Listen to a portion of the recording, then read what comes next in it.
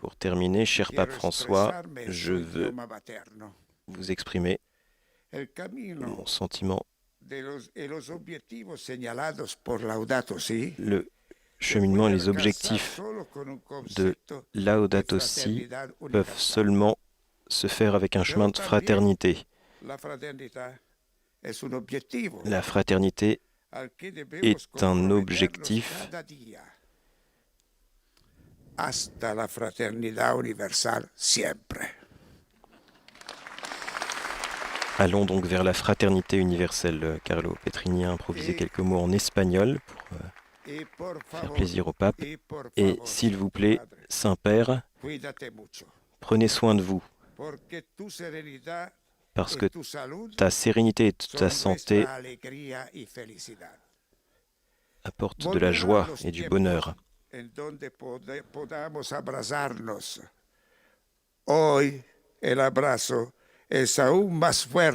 Aujourd'hui, cette étreinte est très forte parce qu'elle est l'expression de notre cœur, de nos cœurs et de la passion pour cette entreprise commune. Merci beaucoup, cher Pape François. Voilà donc Carlo Petrini, le responsable de ces communautés Laudato Si, qui a salué le pape avec beaucoup d'émotion en italien et en espagnol. Une façon de parler le langage maternel du pape François. Carlo Petrini, c'est une personnalité très connue en Italie puisqu'il est aussi le fondateur du mouvement Slow Food, né dans les années 80 pour réagir à la tendance des fast-food. Un homme donc attaché à l'écologie, à une vie sobre, saine, et qui à travers Laudato Si a trouvé le support pour continuer à développer ses idées. Et de cette complicité intellectuelle avec le pape François a né une profonde amitié. Nous allons maintenant écouter le Saint-Père. Chers frères et sœurs, bonjour. Je vous souhaite la bienvenue et en vous saluant, je me joins à tous les membres des communautés Laudato Si en Italie et dans le monde entier. Je remercie Monsieur Carlo Petrini pour avoir parlé dans ma langue paternelle et non pas maternelle.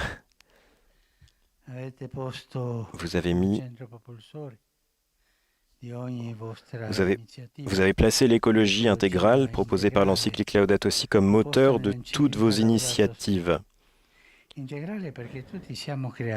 Intégrale parce que nous sommes tous des créatures et que tout dans la création est connecté, tout est lié, tout est harmonieux. Même la pandémie l'a montré. La santé de l'homme ne peut être séparée de celle de l'environnement dans lequel il vit. Il est également clair que le changement climatique ne perturbe pas seulement l'équilibre de la nature, mais qu'il provoque également la pauvreté et la faim, affecte les plus vulnérables et les oblige parfois à quitter leur terre. La négligence de la création et les injustices sociales s'influencent mutuellement. On peut dire qu'il n'y a pas d'écologie sans équité et qu'il n'y a pas d'équité sans écologie. Vous êtes motivés pour prendre soin des derniers de la création et vous voulez le faire à l'exemple de Saint François d'Assise, avec douceur et assiduité. Je vous en remercie et je renouvelle mon appel pour que vous vous engagiez à sauvegarder notre maison commune.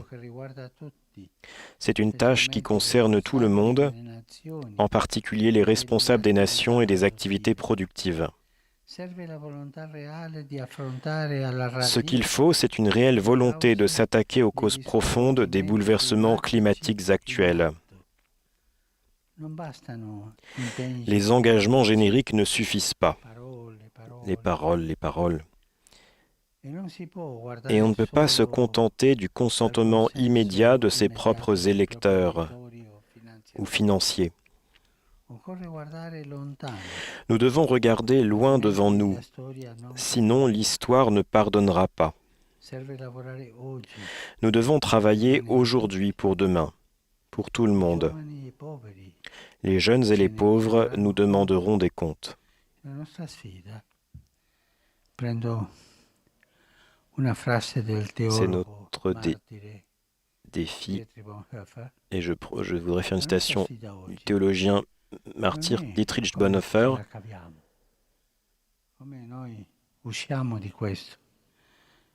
Notre vrai défi,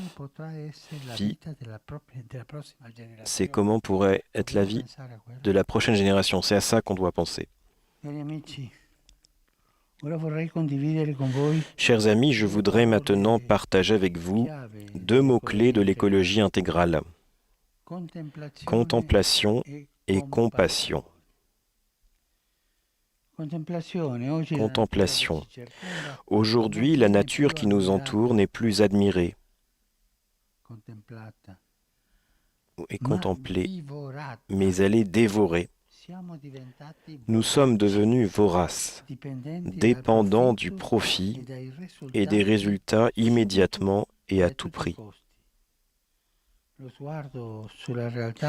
Le regard sur les réalités est de plus en plus rapide, distrait, superficiel, alors qu'en peu de temps, les nouvelles et les forêts sont brûlées. Malades de la consommation, ça c'est notre maladie. Nous nous battons pour la dernière app, mais nous ne connaissons plus le nom de nos voisins. Et encore moins, on ne sait plus comment distinguer un arbre d'un autre. Et ce qui est le plus grave avec ce mode de vie, et ce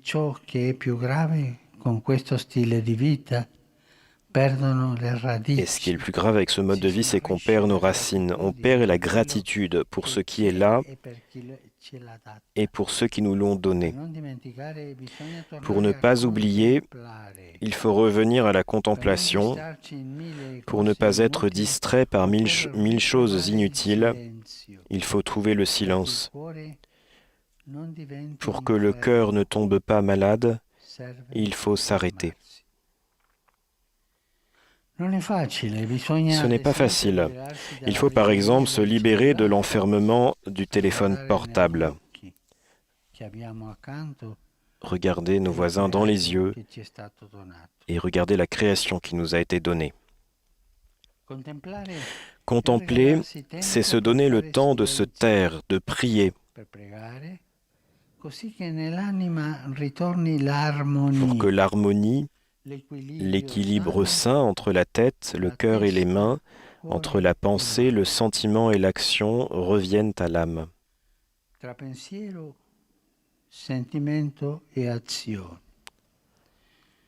La contemplation est l'antidote aux choix hâtifs, superficiels et peu concluants. Ceux qui contemplent apprennent à sentir le sol qui les soutient, à comprendre qu'ils ne sont pas seuls et sans signification dans le monde. Ils découvrent la tendresse du regard de Dieu et comprennent qu'ils sont précieux. Chacun est important aux yeux de Dieu. Chacun peut transformer un petit monde pollué par la voracité humaine en la bonne réalité voulue par le Créateur. Ceux qui savent contempler, en effet, ne restent pas inactifs, mais font quelque chose de concret. La contemplation te mène à l'action. Voici donc le deuxième mot, la compassion. Elle est le fruit de la contemplation. Comment comprendre que l'on est contemplatif, que l'on a assimilé le regard de Dieu? S'il a de la compassion pour les autres, mi dà pena c'est questo. pas dire oh ça me fait de la peine. Compassione è La patire compassion, con. c'est souffrir avec. Se ha compassione per gli altri, S'il a de la se va compassion pour oltre le les autres, scuse e le s'il va teorie au-delà des per excuses et vedere des negli théories altri pour dei voir dans les autres fratelli des frères et e sœurs à delle surveiller, sorelle da custodire. Questo che ha detto alla fine Carlo Petrini, vous savez ce qu'a dit à la la fin fratellanza. Carlo Petrini, la Questa è fraternité. la prova, C'est la preuve, perché così fa lo car c'est sguardo ce di que Dio fait le che regard de nonostante Dieu, tutto il male che pensiamo e que malgré facciamo, tout le mal que nous ci vede pensons et faisons, sempre come il nous figli voit amati. toujours comme des enfants bien-aimés. Non vede degli individui, Il ne voit ma pas dei des figli. individus, mais des enfants. Ci vede fratelli e Il nous sorelle voit comme des di frères et un'unica sœurs famiglia d'une même che famille abita la stessa qui casa. vivent dans la même maison. Non siamo mai estranei ai suoi Nous ne occhi. sommes jamais des étrangers La à sua ses yeux. compassione Sa è compassion il contrario est à della nostra l'opposé de notre indifferenza. indifférence. Indifferenza è quel, mi L'indifférence, permetto la parola c'est, un po' volgare, si je me permets, l'indifferenza è quel menefreghismo che l'indifférence, c'est un je m'en entra nel foutisme. cuore, nella mentalità, C'est un je m'en foutisme dans le che cœur, finisce con un chi dans si arrangia. la mentalité, dans le cœur. On dit bah, qui se débrouille. La compassione La è il compassion, contrario dell'indifferenza. c'est le contraire de Vale l'indifférence. anche per noi. La nostra compassione è il vaccino migliore Notre contro compassion l'epidemia est le meilleur dell'indifferenza. vaccin contre l'épidémie Non mi d'indifférence. riguarda, non tocca a me, Cela ne me non concerne sento pas, cela ne cosa dépend pas de sono moi, je ne suis pas quei impliqué. sintomi Ce sont les symptômes de dell'indifferenza. l'indifférence. C'è una bella fotografia, l'ho detto Il y a altre une volte, belle photographie, je l'ai una dit bella quelques fotografia fois, fatta da un fotografo romano une photographie d'un nella Romain elemossineria. à l'aumônerie apostolique. Una notte d'inverno si Une vede nuit d'hiver, esce da un ristorante on, di lusso on- una on voit signora qu'est di età une dame âgée qui sort d'un restaurant de luxe con le pellicce, il avec cappello, avec une i fourrure, guanti, un chapeau, des gants, ben coperta dal freddo, bien couverte. esce Elle sort dopo aver mangiato bene, après avoir bien mangé, che non è peccato ce qui, mangiare bene. ce qui n'est pas un péché de bien manger. E c'è alla porta Et à un'altra la donna con una porte, stampella il y a une autre femme mal vestita, mal habillée. si vede che On voit sente il freddo, qu'elle a froid. una homeless Une femme SDF con la mano così. avec la main tendue. E la signora Et cette dame che esce dal qui ristorante sort du restaurant guarda da un'altra parte. regarde de notre côté. La foto si chiama indifferenza. La photo s'appelle tout simplement indifférence. Quando io l'ho vista, Quand je l'ai vue, ho chiamato il fotografo j'ai per appelé dirle le sei photographe stato bravo pour lui dire a que tu as prendere été, questo t'as spontaneo. été fort de prendre ça de façon spontanée. Ho detto di metterla nell'elemosina. Et je lui ai demandé de l'afficher à l'aumônerie Cadere nello spirito pour ne dell'indifferenza. pas tomber dans l'esprit de l'indifférence. Invece chi ha compassione Au contraire, passa dal di te non mi importa ceux qui ont de la compassion passent de je ne me soucie pas de toi à tu es important pour moi. o almeno tu tocchi il mio cuore. Però la compassione Et la compassion, c'est pas seulement un sentiment agréable. non è C'est pietismo, pas non plus du piétisme. è creare un C'est le fait de legame créer un nuovo nouveau lien avec e l'autre, farsene carico, de le prendre en come il buon charge, samaritano, comme le bon mosso dalla samaritain compassione, qui, poussé par la si prende compassion, cura di quel prend soin du malheureux qu'il ne che connaît même neppure pas. conosce. Il mondo ha bisogno di Le monde questa a besoin de carità cette charité créative et e active, fattiva, di gente che de non sta personnes davanti qui a ne se uno tiennent pas devant un schermo écran pour a commenter, commentare, ma gente che mais si des gens qui se sporca le salissent les mani mains per rimuovere il pour supprimer la degrado e dégradation restituire et dignità. restaurer la dignité. Avere compassione è una scelta. Avoir de la compassion, c'est un choix. Scegliere di non avere C'est choisir de ne pas avoir un d'ennemis nemico pour voir en per chacun vedere mon in voisin. ciascuno il mio prossimo. E questa è una scelta. Et ça, c'est un choix. Questo non vuol dire diventare molli e smettere di lottare. Cela ne signifie pas qu'il faille se ramollir et cesser de se battre. Au contraire, ceux qui ont de la compassion s'engagent dans une dure lutte quotidienne contre le rejet et le gaspillage, le rejet des autres et le gaspillage des choses. Cela fait mal de penser au nombre de personnes qui sont jetées sans compassion, les personnes âgées, les enfants, les travailleurs, les handicapés. Mais le gaspillage est aussi scandaleux. La FAO a documenté que plus d'1 milliard de tonnes d'aliments comestibles sont jetés dans les pays industrialisés en une année. Plus d'1 milliard de tonnes d'aliments. Ça, c'est la réalité. Aidons-nous mutuellement à lutter contre le gaspillage. Exigeons des choix politiques qui allient progrès et équité, développement et durabilité pour tous, afin que personne ne soit privé de la terre qui vit, du bon air qui respire, de l'eau qui a le droit de boire et de la nourriture qu'on a le droit de manger. Je suis sûr que les membres de chacune de vos communautés ne se contenteront pas de vivre comme des spectateurs, mais ils seront toujours les protagonistes de mythes et de détermination à construire l'avenir de tous.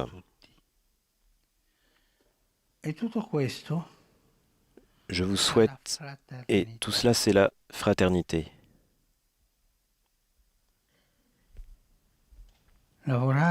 Travailler comme frères, en tant que frères. Construire la fraternité universelle. Et maintenant, c'est le moment. C'est le défi de maintenant, d'aujourd'hui.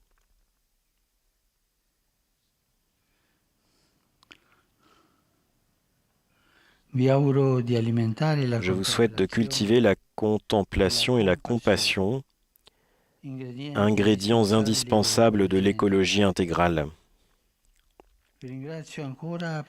Merci encore pour votre présence et pour votre engagement. Je vous remercie pour vos prières. Et que ceux d'entre vous qui prient, je vous demande de prier. Et ceux qui ne prient pas, au moins, envoyez-moi des bonnes ondes. J'en ai besoin.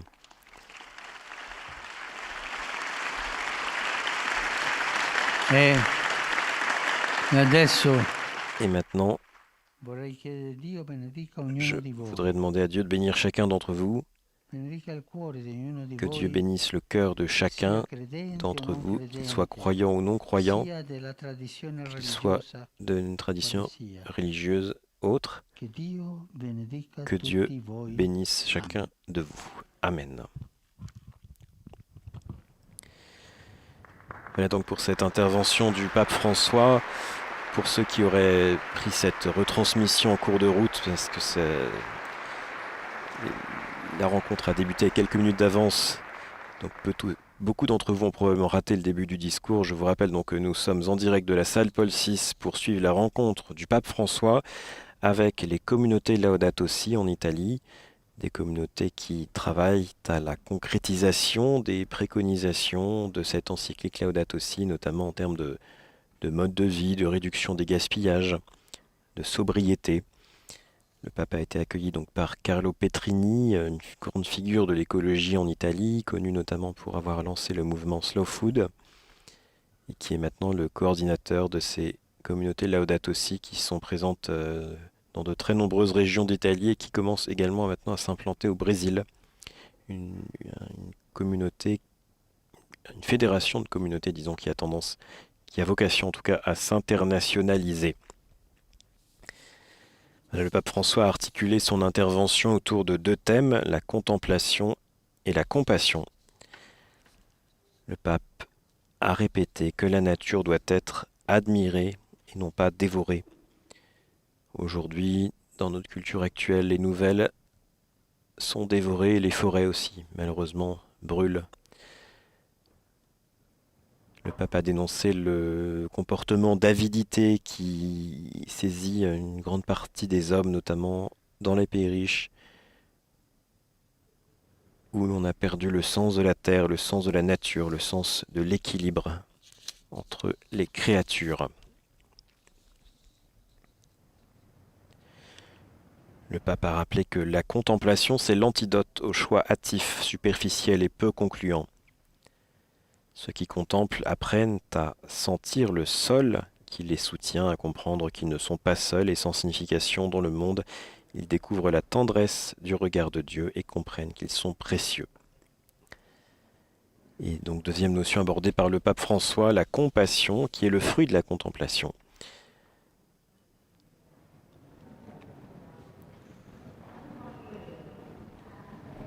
La compassion est notre meilleur vaccin contre l'épidémie d'indifférence, contre le je m'en foutisme ambiant. Le pape a répété que ceux qui ont de la compassion disent aux autres, non pas « je ne me soucie pas de toi », mais au contraire « tu es important pour moi ». Et ce n'est pas seulement quelque chose de sentimental, mais un engagement concret, une charité créative et active. Voilà, nous voyons sur les images le pape François qui salue les différents participants à cette rencontre, sans leur serrer la main et sans les embrasser à son grand regret, on peut l'imaginer. Le pape qui reste quand même respectueux de la distanciation sociale. Et nous voyons que tous les participants à cette rencontre sont masqués. Il s'agit d'une des premières audiences tenues en salle Paul VI depuis le début de la crise du coronavirus en mars dernier. Voilà, nous sommes donc dans le temps de la création, marquant le 5e anniversaire de la publication de l'encyclique Laudato Si. Et je vous rappelle que ce mois se terminera en octobre, le 3 octobre, avec la signature de la nouvelle encyclique du pape François, Tutti Fratelli, Fratelli Tutti, une encyclique qu'il signera à Assise, la ville de Saint-François. Nous aurons l'occasion d'y revenir très largement dans les prochaines semaines. Je vous invite tous à aller sur notre site vaticannews.va pour avoir toutes les informations au sujet de ce temps de la création.